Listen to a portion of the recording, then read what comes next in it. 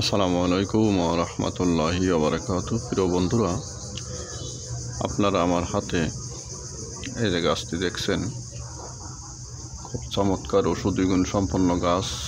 আল্লাহ পাকের দেওয়া, কঠিন উপকার করে মানুষের দেহের জন্য, কঠিন উপকার করে। কঠিন যারা চেনেন না তারা ভালো করে দেখুন, গোড়ার থেকে একেবারে ভালো করে দেখুন। এই যে দেখুন, গাছটা ফুল হয়েছে, ফল হয়েছে, ফুল আছে,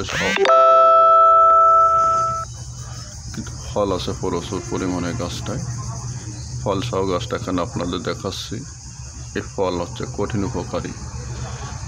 যাদের খুসখুসে কাশ হয়, প্রায় সময় খুসখুস করে কাশ, এই কাশটা হচ্ছে আপনার অ্যালার্জি অথবা আমের থেকে কাশটা হয়, অথবা গ্যাসের জন্য কাশটা হইতে পারে। এই কাজ কোনো কিছুতে কমতেছে না, ওষুধ খাচ্ছেন, বেলা কিছু করতেছেন, কোনোটাই কোনো কাজ হচ্ছে না। তারা পারলে এই গাছের এই যে ফলগুলো আছে না, এই যে ফলটা দেখুন, এই ফলগুলো দেখবেন যে পাইকে গেছে, পাইকে তারপরে আপনার শুকিয়ে যায়। এর থেকে কিছু ফল সংগ্রহ করবেন, সংগ্রহ করে তারপরে হাঁটবেন, চানাচুর খাওয়ার মতন সবাই খাবেন। এইভাবে কয়েকদিন খান, ইনশাল্লাহ দেখবেন আজীবনের জন্য আপনার কাশের সমস্যা, খুসখুসে কাশ, অ্যালার্জির সমস্যা, আমের সমস্যা ইনশাল্লাহ কমে গেছে আল্লাহ পাকের রহমতে।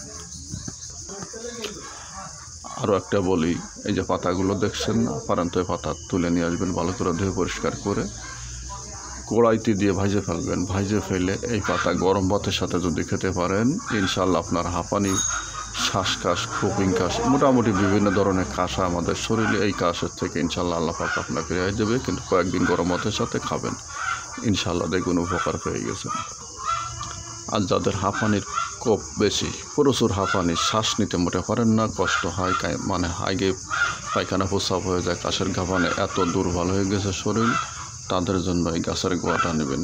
এই গাছের গোড়া নেবেন, 5-6টা গোড়া নেবেন, ভালো করে পরিষ্কার করবেন, একটু পানি দিয়ে তারপরে সেঁচা দিবেন। সেঁচে ভালো করে সেঁচে রসটা সেঁকে একটু গরম করে প্রত্যেক দিন সকালে এবং বিকেলবেলা, দুবেলা খালি পেটে খাবেন। সকালে এবং বিকালে দুবেলা 4-5টা গোড়া নেবেন, ভালো করে একটু ধুয়ে নেবেন, পরিষ্কার করে একটু গরম করে প্রত্যেক দিন দুবেলা খাবেন।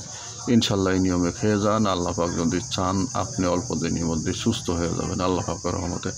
তবে আপনার ভাই খেতে হবে। আপনি মনে করেন যে আমি দিলাম, আপনি খাইলেন না, খালি দেহে তুলেন, একদিন খালেন আর খালেন, একটু কষ্ট করেন। যদি যার হাঁপানির সমস্যা আছে সে কষ্ট করে যেতে না পারেন, তারা তো হজম যদি কেউ থাকে তাকে দিয়ে ম্যানেজ করেন। রাস্তার পাশে অনেকখানি পাওয়া যায়, খুব কষ্ট করে আপনি একটু ম্যানেজ করে খান, ইনশাল্লাহ দেখবেন যদি পারেন এর সাথে 1 চামচ অথবা 2 চামচ মধু দিয়ে খাবেন, তার এখন আরও বেশি উপকার হয়েছে। সবাইকে ধন্যবাদ। ভিডিওটি আপনার দরকার না ভাই, আপনি একটু শেয়ারে দিয়ে দেবেন। আপনার কাছে আমার বলা থাকলো, শেয়ারে দিয়ে দিলে অন্য ভাইয়ের উপকার হবে। এই গাছটির নাম কিন্তু আপনার খুদেছাত্রা গাছ, সবাই মনে রাখবেন। গাছটির নাম হচ্ছে খুদেছাত্রা গাছ। এই যে রাস্তার পাশে, রেলের পাশে, জমির পাশে, আইলের পাশে, বাড়ির বাগানে, যেখানে সেখানে হয়, একটু কষ্ট করে ম্যানেজ করে নেবেন, ইনশাল্লাহ দেখবেন যে উপকার হয়ে গেছে। তবে সেই ভিডিওটি শেয়ার করে দিবেন, শেয়ার করে দিলে আপনি সব পাবেন। অনেক লোক আছে বাড়িতে বিছানায় হাঁপানে, কাশের হাঁপানে উঠতে পারে না, সেই লোকটা যদি এই জিনিসটা ম্যানেজ করে মোটে 7-8 দিন খায়, ইনশাল্লাহ আল্লাহ পাকের রহমতে সুস্থ হয়ে যাবে। ভিডিওটি শেয়ার করে দিলে কিন্তু আপনি কঠিন সব পাবেন।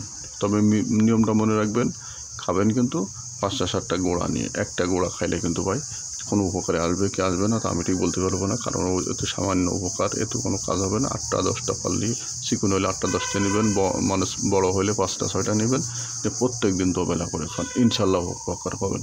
সবাইকে ধন্যবাদ। আসসালামু আলাইকুম ওয়া রাহমাতুল্লাহি ওয়া বারাকাতুহু।